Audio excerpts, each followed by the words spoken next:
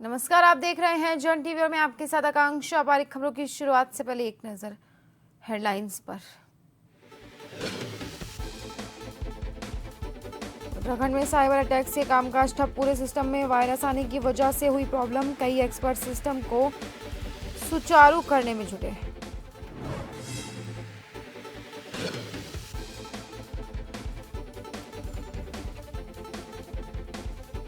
केदारनाथ विधानसभा उपचुनाव की तैयारी, बीजेपी ने मंत्रियों को दी जिम्मेदारी। आपदा से आई समस्याओं का जल्द हो निपटारा। देहरादून स्थित दून मेडिकल कॉलेज को मिली तीसरी अल्ट्रासाउंड मशीन। स्वास्थ्य मंत्री धन सिंह रावत ने इमरजेंसी ओटी का किया उद्घाटन।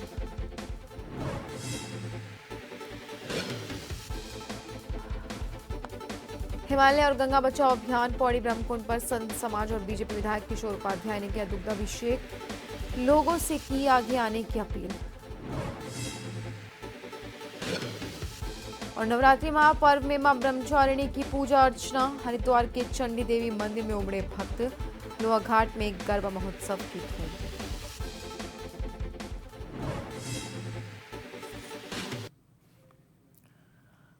मुख्यमंत्री पुष्कर सिंह धामी ने पंतनगर पहुंचकर 116वां अखिल भारतीय किसान मेला और कृषि उद्योग प्रदर्शनी का फीता काटकर और दीप प्रज्वलित कर शुभारंभ किया। मुख्यमंत्री ने प्रदर्शनी में लगे विभिन्न स्टॉल्स का निरीक्षण किया। कार्यक्रम में उन्होंने हरेला उद्यान का वर्चुअल शुभारंभ और प्रकाशित साहित्य का विमोचन किया। इस मौके पर विभिन्न जनपदों से आए प्रगतिशील कृषकों को स्मृति चिन्ह और प्रशस्ति पत्र देकर सम्मानित किया, जिसमें चंपावत के भीम सिंह महर, हरिद्वार के ओमवीर सिंह, पिथौरागढ़ की केशर दत्त, चमोली से लक्ष्मी देवी, नैनीताल से प्रताप सिंह,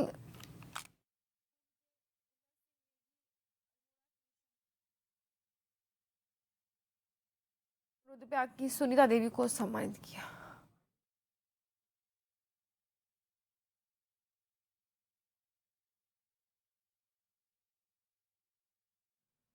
बहुत बड़ा किसान है और अपने आप में झलक का भी अपना बहुत बड़ा काम है। निश्चित रूप से मिले हमारे कृषि के क्षेत्र में होने वाले अनुसंधान, नवाचार, किसानों को मिलने वाली सुविधाएं, जानकारियां, इस प्रकार की चीजें उपलब्ध कराते हैं। और यहाँ पर एक साथ हमारे वैज्ञानिक भी मिलते हैं, उद्यमी भी मिलते हैं, किसान भी मिलते हैं और सब मिलकर जब सफल चर्चा करते हैं, निश्चित रूप से किसान भाइयों को इससे बहुत लाभ होगा और बहुत लाभ होता है।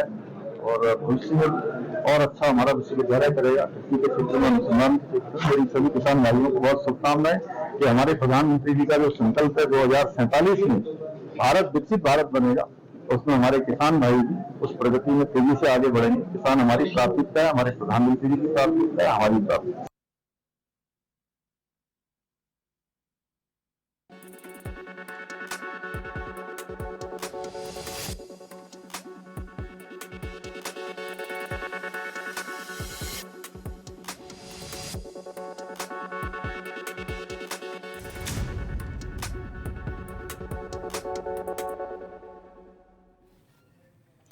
ब्रेक के बाद एक बार फिर आप सभी का स्वागत है। उत्तराखंड में एक बड़े साइबर हमले ने राज्य के पूरे आईटी सिस्टम को ठप कर दिया। साइबर हमले के चलते प्रदेश का पूरा आईटी सिस्टम 72 घंटे ठप रहा। वहीं इससे सरकारी कामकाज पर भी असर पड़ा। राज्य की कई महत्वपूर्ण वेबसाइट्स और सेवाएं पूरी तरह से बंद हो गईं। आपको बता दें, इनमें सीएम हेल्पलाइन, भूमि रजिस्ट्री और ई ऑफिस जैसे महत्वपूर्ण प्लेटफॉर्म शामिल हैं। सचिवालय में भी पूरे दिन कामकाज नहीं हो पाया।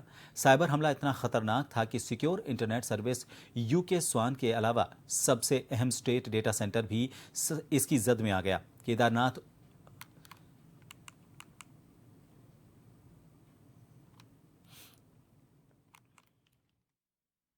एज सच मैं इस पे कुछ नहीं बोल रही थी क्योंकि हमें पता ही नहीं, हमारा एनालिसिस नहीं हुआ है। ये हमारे सिस्टम्स पे है, उसकी स्कैनिंग में हमें पता चला। टचवुड इन्फेक्टेड कुछ नहीं है, बट वो जब हम लॉग एनालिसिस सब करेंगे तो जो आप कह रहे हैं कि कहीं से कोई ऐसा सोर्स है, कोई पार्ट है, वो तभी हमें पता चल पाएगा। उससे पहले मैं कुछ बस like ये बाहर से अटैक है, ये इंटरनल नहीं, वी कांट से दैट, क्योंकि अभी तक हाँ अभी हम ये भी नहीं कर अब किस तरीके का वायरस है जिसने इम्पैक्ट किया है? सकते। सच बहुत सारे टर्मिनोलॉजीज होते हैं, वो ट्रोजन वायरस होता है, वो technical terms would better be known, ठीक है, बट क्लीनिंग पे स्कैनिंग पे ये पता चला है, तो इसलिए एज अ प्रिकॉशन हम लोग उसको पूरा डाउन रखेंगे, और जब तक हमारे सारे सिस्टम्स को हम थॉरली डबल ट्रिपल चेक नहीं करेंगे मैं उसको नहीं कर पाऊंगा। कब तक आपको बैंक के साथ अभी हम लोग का जो अभी लेटेस्ट अपडेट हम लोग का सुबह का है कि हमारे स्कैनिंग ऑलमोस्ट सब कंप्लीट हो गई है। फिर क्योंकि हम एक एक करके करेंगे तो मेरे ख्याल से 2 घंटे में मैं अपनी टेस्टिंग करके पहले एप्लीकेशन अपनी लाइव करूंगी, और उसके बाद हल्के हल्के जब हमें सब लगेगा कि हमारे सिस्टम ठीक काम करे तो हम शाम तक सब कुछ लाइव करेंगे। ये जो मूल समस्या जहाँ से भी आई है, इसको डायग्नोज होने में अभी क्या एक्सपर्ट क्या बता रहे, कितना समय लग सकता टाइम लगेगा। अभी हम एक्चुअली क्या होता है, एज अ प्रोटोकॉल हम लोग कोशिश करते हैं, जैसे हम लोग एसटीएफ को रिपोर्ट कर देते हैं या सर्टेन को रिपोर्ट कर देते हैं, क्रिटिकल इंफ्रास्ट्रक्चर है ये तो हमारी भारत सरकार की एजेंसी एनसीआईपीसी, हम इन सबको रिपोर्ट कर देते हैं, तो उनके जो एक्सपर्ट्स होते हैं जो इन सब चीजों में जानकारी रखते हैं वो उसको देखेंगे और वही बता पाएंगे, इसमें मैं ज्यादा कुछ आपको है? अच्छा, केंद्र केदारनाथ विधानसभा उपचुनाव की अभी तारीख भी तय नहीं हुई है, लेकिन बीजेपी ने केदारनाथ उपचुनाव को जीतने के लिए अपने प्रयास तेज कर दिए हैं। इसके अंतर्गत बीजेपी ने केदारनाथ विधानसभा क्षेत्र में 5 मंत्रियों को 5 मंडल बनाकर अलग अलग मंडल की जिम्मेदारी सौंपी है। इसके अंतर्गत मंत्री क्षेत्र का दौरा कर अपने अपने मंडल के लोगों की समस्याओं का निस्तारण कर रहे हैं। बीजेपी के प्रदेश अध्यक्ष महेंद्र भट्ट ने मंत्रियों की एक विशेष विधानसभा क्षेत्र पर फोकस करने को लेकर कहा कि आने वाले समय में वहां उपचुनाव है और आपदा के कारण वहां के लोगों को बहुत क्षति हुई है, तो उनकी समस्याओं को जल्द से जल्द निदान करने के लिए मंत्रियों को जिम्मेदारी दी गई है, ताकि वहां की जनता आने वाले उपचुनाव में उत्साह के साथ अपने वोट को कास्ट कर सकें।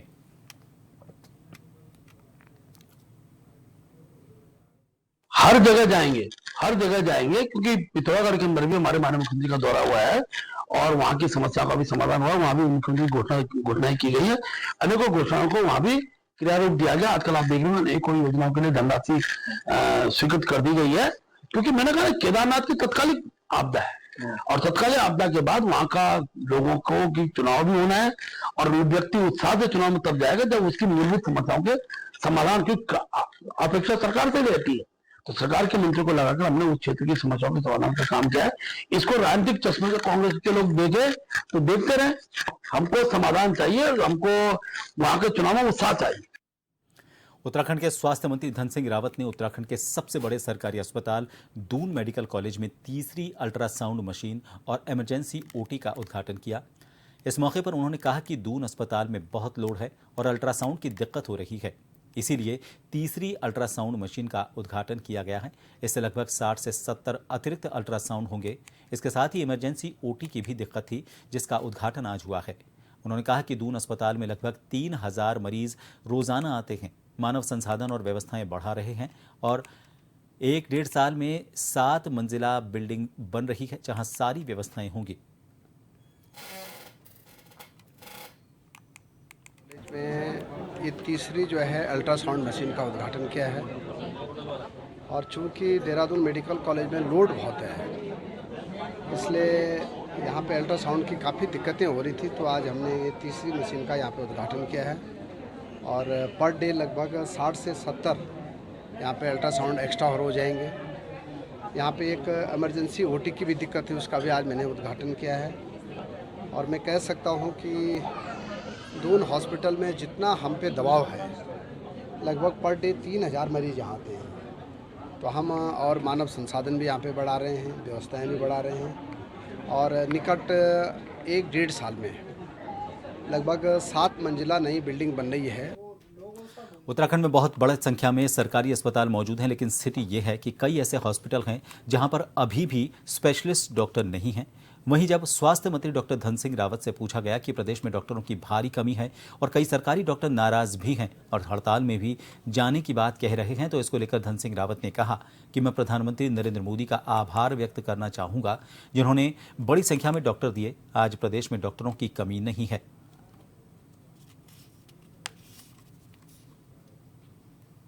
राज्य में अब डॉक्टर अब काफ़ी हो गए हैं। मैं प्रधानमंत्री जी का भी, देश के स्वास्थ्य मंत्री जी का भी, मुख्यमंत्री जी का भी धन्यवाद देना चाहता हूँ कि अब हरिद्वार मेडिकल कॉलेज इस साल से हमारा शुरू होने जा रहा है। 100 सीटें हमको मिल गई हैं।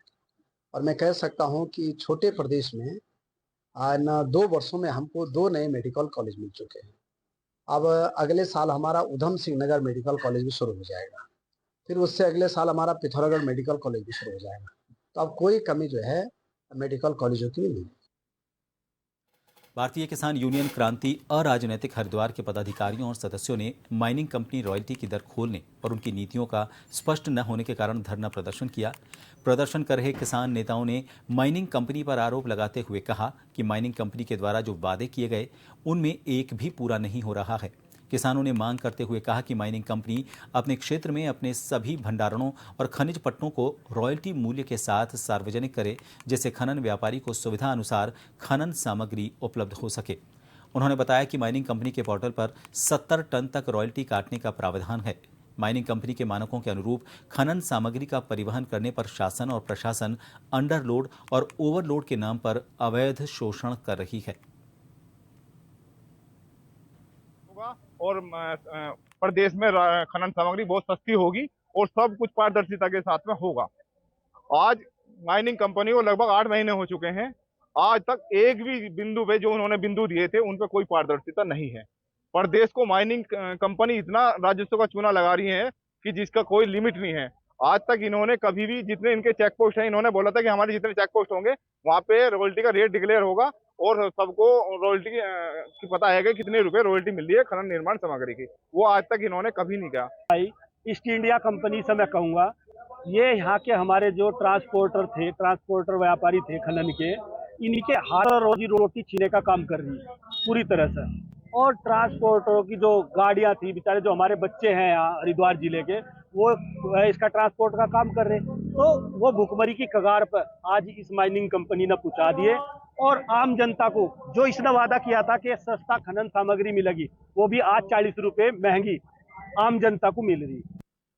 जहां देश भर में नवदुर्गा पूजन के रूप में नारी शक्ति की पूजा हो रही है, वहीं बीएसएफ का पहला 12 महिला प्रहरी पर्वतारोही दल माउंट मुकुंट को फतह कर वापस लौटा।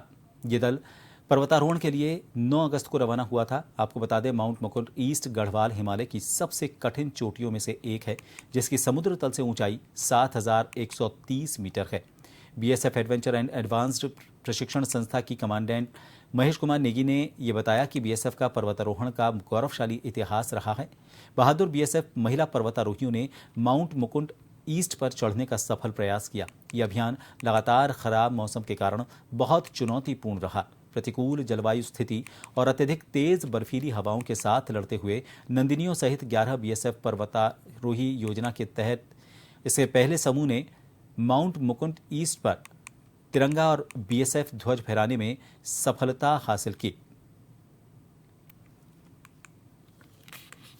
बीएसएफ ने एक लक्ष्य रखा था कि हमारी जो है शैल नंदिनियाँ, जिसमें 12 हमारे माउंटेन्स थे महिलाएं, उनको जो है इस बार 7130 मीटर ऊंची जो है पर्वत पर पर्वतारोहण के लिए भेजा गया था, जिनमें इन्होंने सक्सेसफुली इसको क्लाइम करके जो है 4 ने क्लाइम कर लिया था। और थोड़ी जलवायु खराब होने के अलावा 4 भी 22,500 फीट तक अपने आप को डाला और कई दिन तक वहाँ रहे। तो ये बहुत बड़ी उपलब्धि है, महिला सशक्तिकरण की तरफ एक कदम है। और आने वाले टाइम में इस तरह के और भी एडवेंचर स्पोर्ट्स होते रहेंगे और उनमें इनकी भागीदारी भी बढ़ती रहेगी। मेरा ये कहना है कि पहले तो यहाँ पे जेंडर बायस कोई है नहीं, महिलाएं और पुरुष दोनों एक ही समान है। उनके अंदर भी वही काबिलियत है जो पुरुषों में भी है, और वो हर एक फील्ड में आज की डेट में सबसे आगे हैं, पढ़ाई में भी सबसे आगे हैं और सभी कामों में। सर, सबसे पहले तो हम अपने प्राइम मिनिस्टर का सबसे ज़्यादा थैंक यू करना चाहेंगे, क्योंकि उनका जो वुमेन एम्पावरमेंट को लेके बढ़ावा था, उस वजह से ये पॉसिबल हो पाया। उस वजह से ये धीरे धीरे डिफेंस और पैरामिलिट्रीज़ में आया वुमेन एम्पावरमेंट को लेके। And secondly we are very thankful to our DG BSF कि उन्होंने आगे हमें बॉर्डर से ला के फिर बेसिक एडवांस कोर्स करवा के और यहाँ तक हम आए।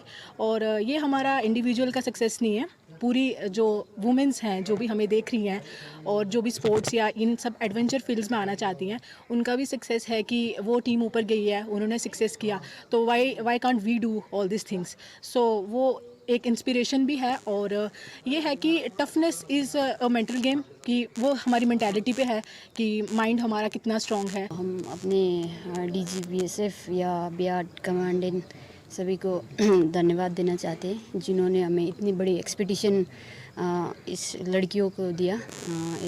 एक लड़कियों को बॉर्डर से बुलाया गया इंस्टीट्यूट में और इनको एक अच्छी सी नेशनल इंस्टीट्यूट में इनको ट्रेनिंग दी गई और इन्होंने अच्छी परफॉर्मेंस दे के अपना एक्सपीडिशन भी सक्सेसफुली करके वापस आए हैं।